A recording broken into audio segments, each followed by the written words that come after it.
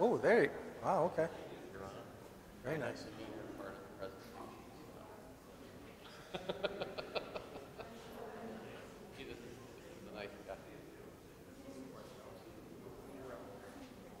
Yes. Yeah, it was a good turnout.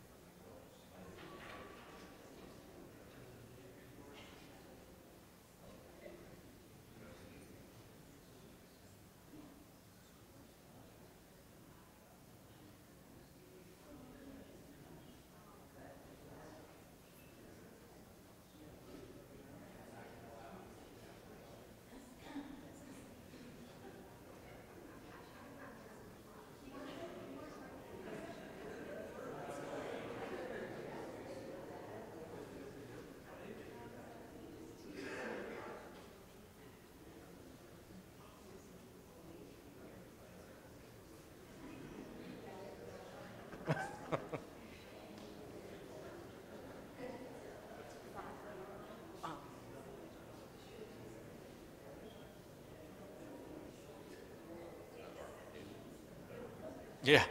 Ooh, I can remember that song.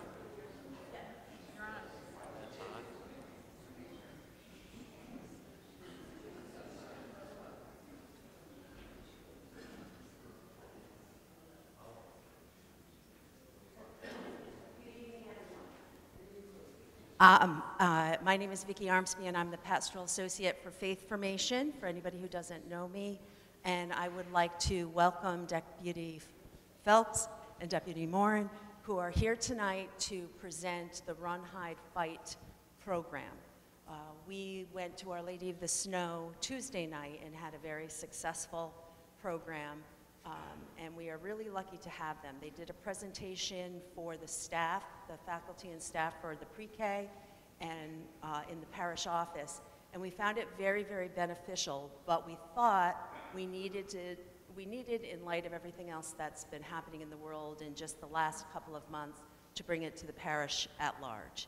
And so tonight will be very informative, maybe uncomfortable for some, but we are in great hands, and we thank you both for being here. On behalf of Father Patterson, Deacon Brian, Deacon Willis, and the staff, we welcome you. Thank you very much. Thank you.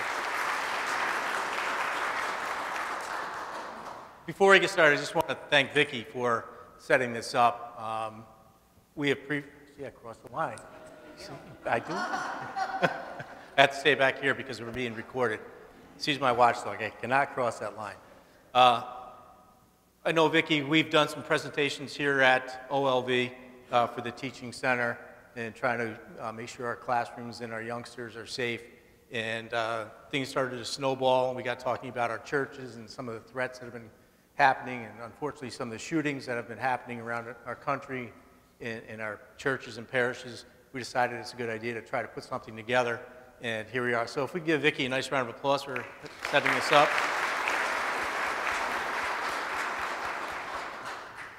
Okay, one of the first times we did a presentation, it was in St. Michael's Church over on Williams Road. Is anybody familiar with St. Michael's? And I was by myself that night. Andy wasn't with me. And I was trying to set up the computer and the PowerPoint, and I'm going to tell you right now, I am technically challenged in a very big way. And nothing was going right, and the crowd was coming in, and the place was filling up just like this, and a little old woman sitting in the front row. She saw the stress on my face, the angst, my face was turning red, and things were not happening. And I almost said a bad word. And she looked at me and she says, "Don't you say it." And from that moment on, things started to click. It was unbelievable. It was probably one of the best presentations that we had. So yeah, every once in a while we try to throw some levity into this program, because I'm here to tell you, it's going to be tough. We're going to be with you for the next hour and a half, and the material that we're going to cover is difficult. I'll get it right now. I wish I wasn't here, and Andy probably tell you the same thing, to have to teach this type of program, to do these presentations. But if you're paying attention to current events, the nightly news, surfing through the internet, what are we seeing? Terror, pure evil. It's disturbing, it's disheartening. Originally, this program was designed for workplace violence, to bring this into the business setting, teach people, what to do if they encountered a threat in their workplace of work. But as we're paying attention, these active shooter events are crossing those lines. We all know about the schools, the malls, movie theaters, restaurants, places of worship. So we took this program from that workplace violence, it's evolved, and here we are tonight. I want to introduce myself and my partner before we go any further. My name is Deputy Jim Phelps. I've been with the Sheriff's Office for 23 years now. I'm one of the senior members, and it feels great because I could bid any shift that I want. And it's nice because I could bid Monday through Friday, and I'm working days, weekends, and holidays off. Finally get to that point, it feels really, really nice. I'm not even looking at him right now.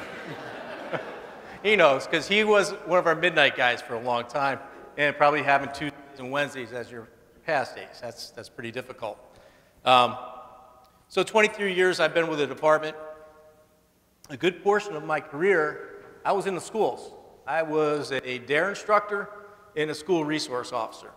And I covered 8 schools in Rensselaer County. I see some familiar faces in here that I've worked with in the past. And something I really, really enjoyed is working with our youth, primarily focusing on 5th grade, but I taught kindergarten all the way up to 12th grade, through the DARE program and special programs throughout the school year. And another part of my job when I was in the school was school safety, physical safety of each and every campus that I visited.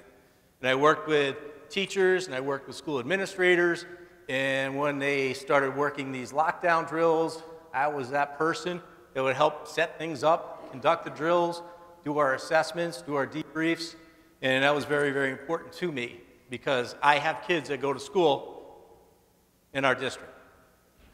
My oldest son and my youngest son both went to Tamarack. So I had that vested interest to make sure my kids were safe, as well as your kids, your grandkids. 17 years I did that program, and when my youngest son went through DARE in 5th grade and he graduated, I said, I think it's time for a change. I felt it was, inside of me that I just needed to do something different, and then I went back into the patrol rotation, and I am stationed with Andy currently for the last couple of years now down at our social services building, 547 River Street, and we're going to talk about 547 River Street in tonight's presentation.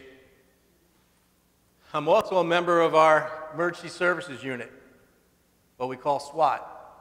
And we've been on a team for the last 5 years, and we train quite a bit on active shooter scenarios, whether it's in a school setting, in our government buildings, and in public areas. We train active shooter.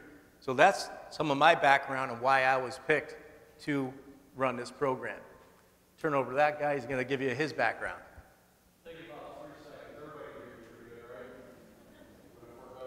My name is Andy Moore. I've been with the Sheriff's Office going on 13 years now. I started off at the Sheriff's Office in the work order program. I was a supervisor for people who committed crimes, but were thought to be rehabilitatable. So we would take them out and put them to work. A year later, the sheriff brought me on to road patrol. Before that, I worked for the Housing Authority of the City of Troy. I worked for the Public Safety Office. Worked in the inner cities for 11 years there. So far at the Sheriff's Office, I am a certified school resource officer waiting on the school. I am the EMT. I'm an accident investigator. I investigate either serious physical accidents or fatals that occur in our county. I'm on the emergency services unit. And that's about it. That's what I'm day long. Let's give Andy a nice round of applause. I think he needs it. You're very important to what we do, Andy, and it's a pleasure to have him teaching with me. We do a good job with this. So, let's start. For people who just came in a couple minutes ago, we're looking up here. Up here, that's our screen. And I want to start out with a classroom activity. So I want to fire the brain. I want you thinking, because it's important for us to converse back and forth, to have that dialogue. I want you to ask questions, and hopefully I can answer any questions that you may have. So, we're going to start out. Look around the room you're currently in, something called situational awareness. Can anybody tell me what your definition of situational awareness is? Don't be shy.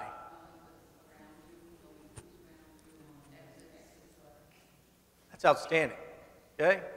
Knowing what's around you, paying attention to your exits, your primary and your secondaries, okay? Knowing your capabilities, analyzing the people in the room around you. Situational awareness, okay? You hear what appears to be gunfire and screaming coming from an undetermined location near where you're at. You have less than 30 seconds to come up with a course of action. What do you do? So I'm going to put you on a clock right now. I'm going to give you 30 seconds. You're in this area right here, this congregation. You hear pop, pop, pop, man with a gun. Tell me what you would do. You can talk amongst each other, but you have 30 seconds starting now.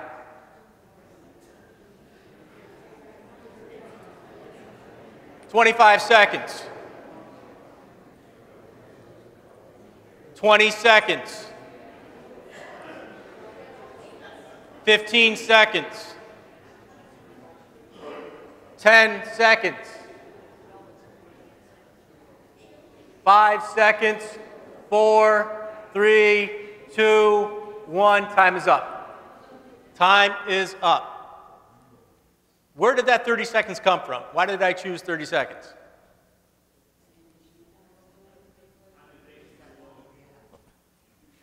"30 seconds is about the time that you're going to have to react. Okay? You're sitting in here facing me, and behind you, you hear pop, pop, pop, people screaming. You may have less than 30 seconds to come up with a course of action. Now, I want you to be honest in your response. Tell me what you were just talking about, what you would do. Let's have some volunteers. Raise your hand. Let's hear what you had to say. Okay? Create distance. Okay? So if you think the threat is behind you, you're going to go in some other direction, creating distance. Yes, sir? Push the 2 people in front of me down. You're going to push, The 2 people in front of me down. okay, protecting them. Okay? All right, so he's thinking about others.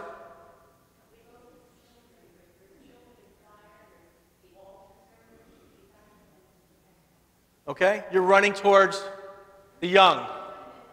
Okay? Yes, ma'am. Wait a minute, if he's shooting, what would you want out of there? Would it be shooting at anybody that goes by?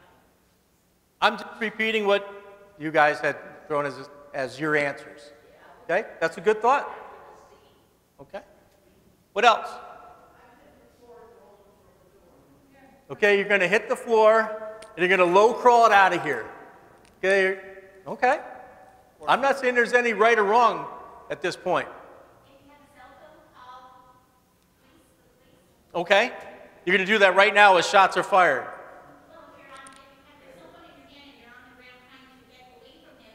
Okay. Like you said, there's no right or wrong at this point. Okay? Someone up here, I think, was going to bench. Yeah, if you couldn't get out, get away, if there's a place where you can shelter, where you're away from it until maybe you got a chance to get to your secondary exit. Okay? Knowing that gap between the threat and you is now closing, you don't have time to evacuate. Okay? To find some type of a barrier. Okay?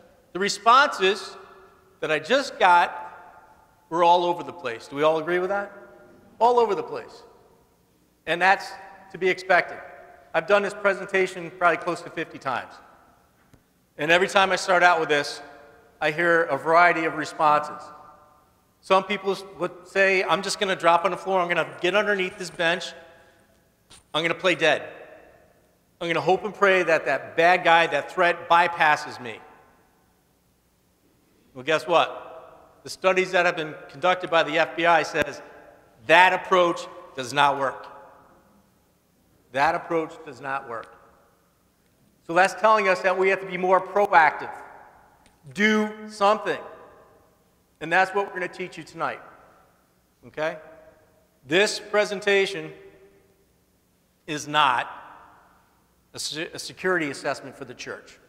Okay? The sheriff cannot come in here and say, well, we need cameras here and cameras there. We need special doors here. We need to form a security team, all that kind of stuff. We can't do it because it's a liability. Okay? When we work with the church, we make recommendations for consulting firms that have that insurance coverage that can come in here and make those recommendations.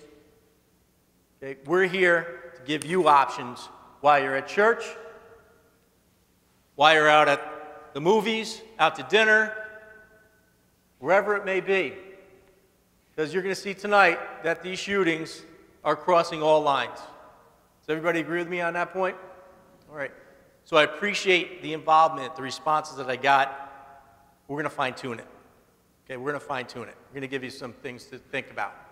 So goals and objectives tonight: present information to the target audience that provides awareness of active shooter possibilities, which may increase odds of survival. Okay, I'm not here training people to become victims. It's a mindset that we have to have. If we're ever involved in an active shooter event, we have to have the mindset that we will survive. All right? As an individual, we survive, and then we can take care of our loved ones, our children, our grandchildren, our spouses, but we will survive, okay, during an active shooter event. Can these things happen? Yes, they can. I'm not here to fearmonger, okay? Bottom there says we're not here to scare you, but this is the reality of the world that we live in. It can happen. 2004, Columbia High School. 16-year-old male walked into the school with a shotgun. His mindset was to kill people.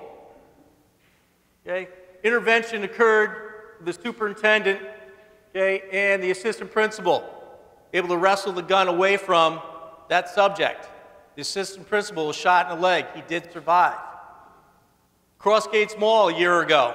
How many people will remember what happened at Crossgates Mall? The big report of a shooting. There was a mass shooting at the mall. People reported multiple gunshots were fired in that mall. When the smoke cleared and they did their investigation, it wasn't 13 rounds that were fired, it was 1. So why do you think people thought 13 shots were fired? What environmental factors could contribute to? Echo. Walk through the mall, long hallways in the school, here, the echo effect, the panic that ensued. Okay, so people reported, 13 gunshots, in reality it was 1. Okay? It can happen. It has happened. Valatia Medical Arts Building, 2 years ago. Okay, it was a domestic incident. Husband, wife had a domestic in the morning. She went to work. Later that afternoon, her husband came into work to find her, very distraught, had some issues, and took her life, stabbed her in front of co-workers that were there. Valatia Medical Arts Building, half hour from here. So these events can happen. So we need to be prepared. What I like to tell people is, you know, we're getting a tool for our toolbox, just in case. You'll see the difference in people that are prepared versus those that are not. This is the origin of our program, San Bernardino, California, December 2nd, 2015. Okay? My partner at the time was Deputy Wallaber. We're stationed at the Social Services Building, and this newsflash came across the TV. Shooting at a social services building.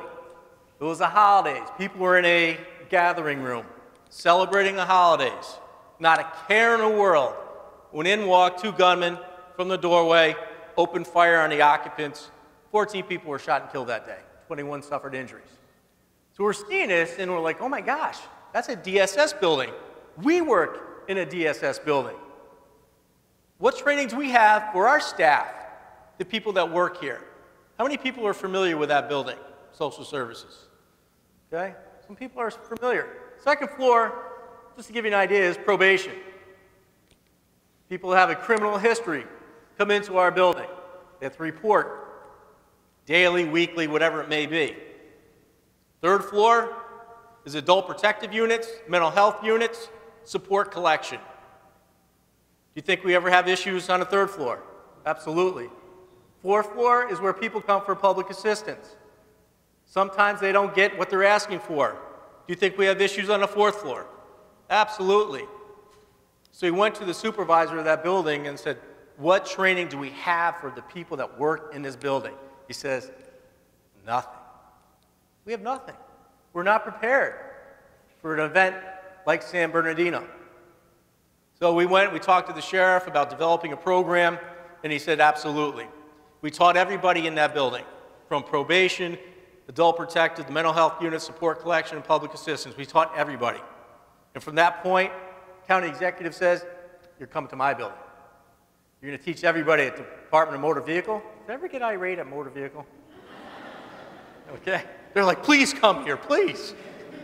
Okay. The health department, mental health is in that building, you name it. So we taught everybody at the county office building. And then we went out to all the other county agencies, and we taught all these people. And then it spread into private industry. We did engineering firms, we've done libraries, we've been to the faith-based places. Okay, we've been all over. Like I said, we taught this thing 40, 50 times at least. Okay? I don't know what just happened there. So the program that we chose came from the Department of Homeland Security and the FBI. This is our program called Run, Hide, Fight. We did some research on it. It's something that we believed in. We thought it would work in our environment, so we adopted it. Just to let you know, there are other programs out there.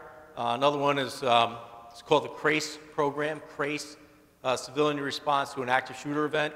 I am certified to teach that as well, and that is something that we're actually teaching in the schools. Okay, does anybody work in the school settings? I didn't know if we had any teachers or even students that are out there. We have partnered, Rensselaer County has partnered with the Columbia County Sheriffs, Greene County Sheriffs, and Questar, their Safe Schools, and we came up with this program, Avoid, Deny, Defend, the national program, and we have adopted it to our schools. Okay, and it's something that's being taught to all the teachers, administrators, okay, to go past just the lockdown, okay, which we're going to get into in a little bit. So this is a program, Run, Hide, Fight. Has anybody heard of this program before? Okay, that's great. If you haven't, okay. All right, one of the key quotes that we like to use is from Benjamin Franklin: by failing to prepare, you are preparing to fail. I like that quote right there. Being prepared, okay, that tool in the toolbox. I would say most of us, if not all of us, will never be involved in an active shooter event. But God forbid, if it does happen, I want knowledge. I want an idea of what I can do to protect myself and those around me. And I hope you have the same mentality tonight too. Okay? Be prepared. New York Post came out with a quote, March 30th, 2016, when we first started teaching this. It says, prep or reduct. How many people remember the old duck and cover drills they used to do in schools? They're kind of referring to that, or the evolution from those drills to what we're doing in 2018. It says, while most buildings conduct fire drills, active shooter or hostage situations would require different judgments and responses, yet few buildings are prepared. Judgments and responses. As we sit right now, the fire alarm goes off in this building. Tell me what you would do. What is your response? We're going to get up and relieve. We're going to identify the exits, okay? Both sides of the building. Okay, we may not be able to go out the primary exit because situational awareness, we know where our secondary exits are. We'd exit this building, we'd go outside, we'd make sure we have our loved ones, our family are with us. Okay? Where did we learn to do that? School. I could put 100 kindergarten kids in here, activate that fire alarm, they're going to stand up, single or double file, they may even hold hands, and they would exit. They would get outside with their teacher, and the teacher's going to do a roll call to make sure everybody's accounted for, and they're going to radio into the office that we have everybody here. Okay? We've done it since kindergarten. We can do it blindfolded. Yet I ask you, pop, pop, pop, man with a gun, the chaos. We're all over the place. You guys see what I'm getting at? Okay? We've drilled the fire thing, we're blue in the face. And it's important. Don't get me wrong, it's important. But we're going to talk about where the real threat lies. It says the NYPD has building plans for almost all major structures, works with building owners, and has given, at that time, 20,000 people voluntary training on active shooter situations where three main scenarios are discussed.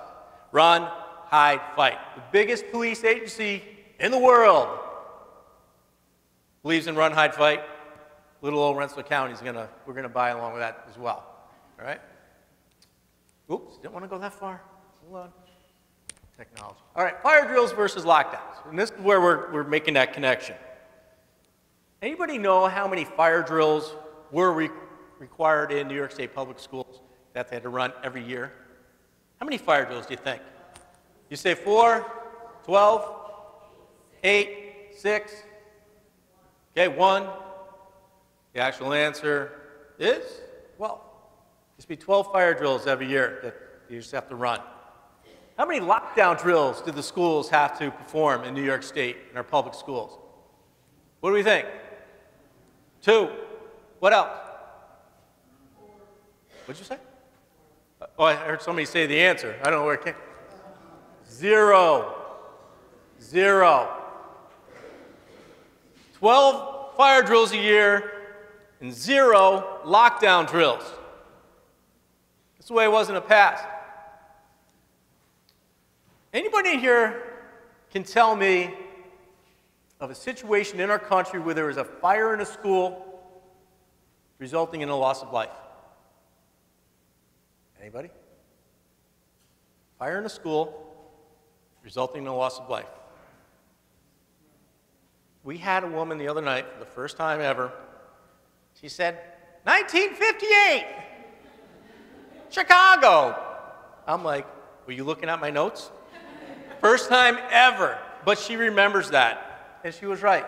Our Lady of the Angel School, Chicago, Illinois, December 1st, 1958. I think it says 92 students and 3 nuns perished in the fire. 1958, fire in the school. Okay? We're starting to get on board where the real threat lies for our children in our schools. Because now in New York State, the public schools, they do 8 fire drills, mandatory, and 4 lockdown drills, mandatory. And with these lockdown drills, they invite law enforcement into the schools to conduct the drills with them and for them, which is a great idea because who's going to be coming to the schools if there's an active shooter situation? Is it going to be the janitors opening the doors? Is it going to be the principals? Is it going to be the teachers? No, because they're going to be locked down. Who's coming to the school? We are. Law enforcement. And that's great.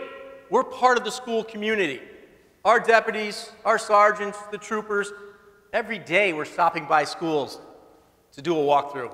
I come here to OLV. I'll stop in. Hey, how's everybody doing? Try to get our deputies to come in, be part of this school environment as well. Okay? So times are changing. Because when was the last time you heard of an event in a school where there was a shooting and people have died? Can anybody give me examples? Florida. Parkland, right? Where else? Sandy Hook. Columbine. Virginia Tech. The list goes on and on. Okay, these are the more notable events in our history. Like I said, Virginia Tech, 32 killed, 23 injured. Sandy Hook Elementary. I bet you every single one of you can remember where you were when Sandy Hook happened. Okay, I remember being in school and having this come across the wire that these kindergarten kids, 20 were shot and killed. Heartbreaking. To this day, when you think about it, it gives me goosebumps. Okay, Columbine High School is the one that really brought it to the national attention. Okay, and then I had to add this slide in today. Marjorie Stoneman Douglas High School, Parkland, Florida. February 14th, 2018, Valentine's Day. Some people call it the Valentine's Day Massacre. 17 students, 17 people killed, 17 injured. Okay, and that wasn't the last one. There was another one that happened, I think, in Maryland 4 or 5 days after. Okay. Then we talked about these mass shootings. Las Vegas, right? I think the numbers are 59 killed, 527 injured. Different techniques used now because you had a person up on the 32nd floor firing down on a crowd of people at a country music festival. Not a care in the world. And all of a sudden, boom, boom, boom, boom, boom, boom, boom, boom, boom, boom. People running, people screaming. And that was the outcome. And the one that's probably important to you, Sutherland Springs Church shooting, 2017. 26 killed, 20 injured. A place of worship. A place where we come for goodness and kindness, love and peace. Look at those doors. Okay, the person shot through the door and came in. 26 people killed. Okay, it's tough to talk about, it really is.